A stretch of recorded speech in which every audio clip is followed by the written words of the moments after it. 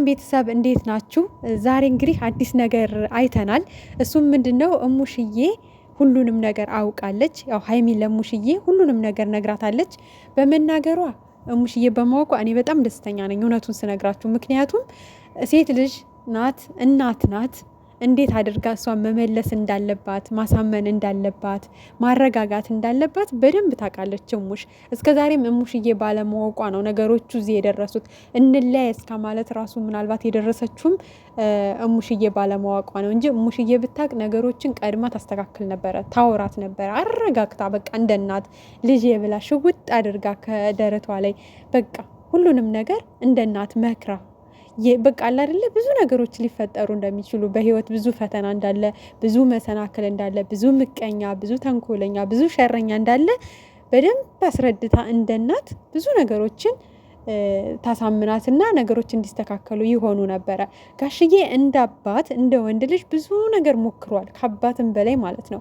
እንደ ጓደኛም እንደ አባትም እየሆነ ብዙ ርቀቶችን ሄዷል። በጣም ሁሌ በልባችን ውስጥ የሚኖር ምርጥ አባት ነው።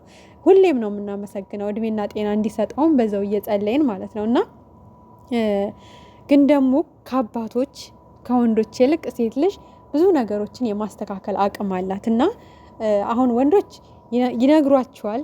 እንደውም ጋሽዬ በጣም ምርጥ አባት ናቸው የምላችሁ ለዛ ነው። ተረጋግተው እንደ ጓደኛ ወርደው ዝቅ ብለው ያዳምጧቸዋል። እንደ አባት ይመክራሉ፣ እንደ አባት ይገስጻሉ። ግን ደግሞ ብሎ ወንዶች አልሰማ ስትሉ ወደ ቁጣ ነው የሚሄዱት። እና ሙሽዬ ማወቋ በጣም ጥሩ ነገር ይዞ እንደሚመጣ እመኑኝ ውድ ቤተሰቦቼ። ነገሮች ይስተካከላሉ እና በቃ አያደርገውም። እኔ ልጄም በ10 ጣቴ ፈርምለታለሁ። እንደዚህ አይነት ነገር ጭራሽም አያደርግም። እንኳን እሱ ይሄ ትንሽዬ ልጅ ይቅርና ትልልቆቹ እንኳን እንደዚህ አይነት ብልግና እንደዚህ አይነት ነገር አድርገውም አያውቁም። እንኳን ይሄ ትንሽዬ ልጅ እና ልጅቷን መስማት አልነበረብሽም። ልጅቷ ያለችውን በጭራሽ መቀበል አልነበረብሽም። አላቅልሽም፣ ዘወር በይ ብለሽ ህይወትሽን መቀጠል እንጂ ያለብሽ ስለምን መለየት ነው የምታወሪው? መለየት እንዳታወሩ ነው ያለች ሙሽዬም። ማወቃ ጥሩ ነው፣ ተመስገን። ግን ደግሞ ያው ዛሬም ሀይሚዬ በጣም ከፍቷታል። እንዳያችኋት ፊቷ ላይ በጣም ተከፍታለች፣ ደስተኛ አይደለችም። ከትናንቱ በበለጠ እንደውም ዛሬ ደህና አይደለችም ማለት ይቻላል። በጣም ስሜታዊ ሆናለች። እና ቀላል አይደለም፣ ከባድ ነው። ግን ደግሞ ተረጋጊ ሀይሚዬ፣ በቃ ተረጋጊ፣ እስኪ ተረጋጊ። በቃ ሁሉም የእሱ ልጅ አይሆንም፣ ተረጋጊ እያሉሽ ነው።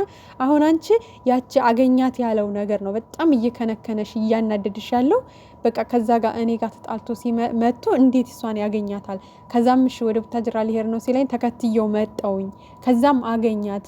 እኔ ውስጥ የጠረጠረው የሆነ ነገር ቢኖራቸው ነው። ድጋሚ ከ6 ወር በኋላ መጥቶ ራሱ ከኔ ጋር ሄዶ ያገኛት የሆነ ነገር በመካከላቸው ቢኖር ነው ብዬ አሁን ላይ እያሰብኩኝ ነው እያለች ነው እንግዲህ። በቃ ተይው ሀይሚዬ፣ አንዳንድ ነገሮችን ካልተው ናቸው ያኔ እኮ እንደዚህ ሆኗል፣ እንደዚህ እንዴት ሊያገኛት ቻለ እያልን እያብሰለሰልን የምንቀጥል ከሆነ ህይወታችን ምስቅልቅሉ ነው የሚወጣው። አንዳንዴ በቃ ነገሮችን ለፈጣሪም ሰጥቶ በቃ አንተ ፍተው፣ በቃ እኔ በንጹህ ልቤ ያንን ሰው አምኘዋለሁ፣ ያ ሰው ደግሞ ለእኔ ካልታመነልኝ አንተ ታውቃለህ ጌታ፣ አንተ ፍተው ብሎ አንዳንዴ ነገሮችን መጨረሻቸውን ማየት እፈልጋለሁ ከፈጣሪ ጋር ብለሽ ብትታገሽ ጥሩ ነው። ምክንያቱም እራስሽ ነው የምትጎጂዋ። አሁን ለምሳሌ ያኔ ተናድጄ አገኘዋት አለ። አሁን እኮ እነዚህ ልጆች እኮ እኔ እኮ ምንም እየገባኝ አይደለም። አንዳንዴ ራሱ እግዚአብሔርን ነው የምላችሁ። አሁን ብሩኬ ዛሬ ምን አለ? በቃ ለእናቱ ራሱ በአንቺ ፊት ነው እናቴ አለ። ልጁ የኔ አይደለም እርግጠኛ ሁኜ ነው የምነግርሽ እናቴ አላትኝ። ግን ይሄ ልጅ ተመርምሮ ያንተ አይደለም ከተባለ በኋላ ሀይሚ ወደ ብሩኬ እመለሳለሁ ብትል በጭራሽ አልቀበለም ብሏል። እርግጥ አድርጎ ይኸው በእናቴ ፊት ነው የምነግርሽ፣ ልጁ ያንተ አይደለም ከተባለ በኋላ ተመልሼ ካንተ ጋር ቀጥላለሁ ብትይ ያንን መቼም ነው ማላደርገው ብሏል። እንደዛ ብሎ ነው የወጣው። እንግዲህ እንዳያችሁት ለምኗታል፣ ነግሯታል። ከሱ የቀረ ነገር የለም። እውነት ለመናገር ታገሽ። ምናልባት ፈተና ምን እንጃ፣ በዚህ ልክ ፈተናም እንዴት እንበለው እኔ አላቅም። ብቻ እንዴት እንደሆነ እኔም ግራ ስለገባኝ ነው። የምሬን ነው የምላችሁ። እዛ ጋር ዶክተሩ ያወራው አለ ጠዋት፣ እዚህ ጋር ደግሞ ብሩኬም እርግጠኛ ሆኖ ነው በራሱ እየተናገረ ያለው። አግኝቻታለሁ፣ አገኘዋት ማለት ደግሞ አብሬያተኛው ማለት አስረገዝኳት ማለት አይደለም። ስለዚህ ልጇ የኔ አይደለም ብዬሻለሁ፣ አልቀበልም ብለሻል። ስለዚህ ጊዜው ደርሶ ተመርምሮ ልጁ ያንተ አይደለም ከተባለ ግን ወደ እኔ ብትመጭ እኔ ደግሞ አልቀበልሽም ብሏል።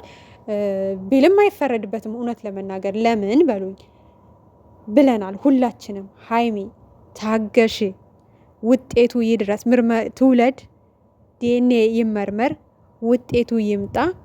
የሱ ልጅ ነው ከተባለ ራስሽ ትወስኛለሽ። ማንም አይጫንሽም። ወላ ተመልካች፣ ቤተሰብ፣ ጓደኛ ማንም ባንቺ ላይ ጫና የመፍጠር መብት የለውም። የዛኔ ያንቺና ያንቺ ውሳኔ ነው። ልጁ ራሱ ተናግሯል። ያንተ ነው ብባል እንኳን ከልጅቷ ጋር አልቀጥልም ብሏል። ስለዚህ አይ በቃ ልጁ ያንተ ነው አይደለ፣ በቃ እኛ ህይወታችን እንኖራለን፣ ልጁ ማሳደግ ባለብህ መንገድ ወጪውን ችለህ ታሳድጋለህ ብለሽ ከጎኑ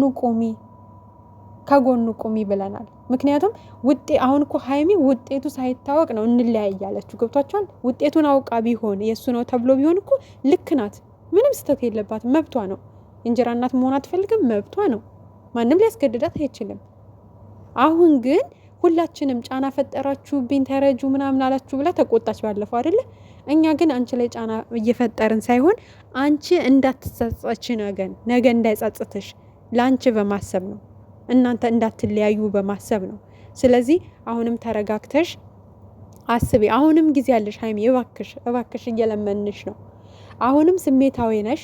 ከስሜታዊ ምንም ልትወጣ አልቻለችም። ቤተሰብ እንደውም ትናንት ትሻል ነበር። ዛሬ እንዳያችኋት እንባ እያላት ነው። እንኳን አልተረጋጋችም። አሁን መጀመሪያ ራሷን መረጋጋት አለባት። ተረጋጊ፣ ጊዜ ያለሽ ሀይሚዬ። አሁንም ፍጠኝ። ስለ መለያየት እሷን ስላገኛት ነገር አታውሪ። በቃ እሱ ሰማ ነው፣ እኛም ሰማ ነው። አንቺ የምታውቂው ነገር ነው፣ ተመልካችም የሚያውቀው ነገር ነው። አንቺ አሁን ሊያሳስብሽና ሊከነክንሽ የሚገባው እሱ ልጅቷን ማገኘቱ አይደለም። በቃ የሰው ልጅ እኮ በተለያየ መንገድ ሊገናኝ ይችላል። ምናልባት የሆነ እርዳታውን ፈልጋም ሊሆን ይችላል ያገኘችው፣ ወይ ምናልባት እርዳታዋን ፈልጎ ሊሆን ይችላል ያገኛት። በሀሳብ በምን የሰው ልጅ ሲከፈው ብዙ ነገር ነው የሚያስበው፣ ብዙ ነገር ማለት ነው። እና እንዳለው እሱም ተገናኘን ማለት ተኛን ማለት አይደለም፣ ወይ ደግሞ አስረገዝኳት ማለት አይደለም ብሏል። ስለዚህ የሰው ልጅ በተለያየ ነገር ሊገናኝ ይችላል። እና እሱን እርሽውና አሁን ወደ ቁም ነገሩ ራስሽን አረጋጊና ከጎኑ ቆሚ በቃ። ምክንያቱም እውነትም እንዳለው በዚህ ሁሉ ችግር ውስጥ ጥለሽው አልፈልግም እንለያይ ብለሽው ሄደሽ ነገ ያንተ ልጅ አይደለም ሲባል ተመልሼ ወደ አንተ ጋር ቀጥላለሁ ብትይ ነገም እኮ የሆነ ከባድ ችግር ቢገጥመኝ ጥለሽኝ ልትሄጅ ነው ማለት ነው። ስለዚህ እኔም እሱም ይፈራል እኮ ነገም ሌላ ከዚህ የባሰ ነገር ደግሞ ቢመጣብኝ የተለያየ ነገር ምንም ሊሆን በሽታም ሊሆን ይችላል፣ ሌላም ነገር ሊሆን ይችላል። ብዙ ነገር አለ የሰው ልጅ በዚህ ምድር ላይ እስካለ ድረስ እና ይፈራል። ጥላይ ትሄዳለች ማለት እኮ ነው የሚለው። ልክ አሁን አንቺ ከኔ ጋር ሲጣላ በቃ ሌላ ሴት ጋር ሄደ፣ እንዴት ሌላ ሴት ጋር ይሄዳል እንዳልሽ ሁሉ እሱ ደግሞ በቃ ነገ የሆነ ችግር ቢገጥመኝ ጥላይ ልትሄድ ነው ማለት ነው የሚለው።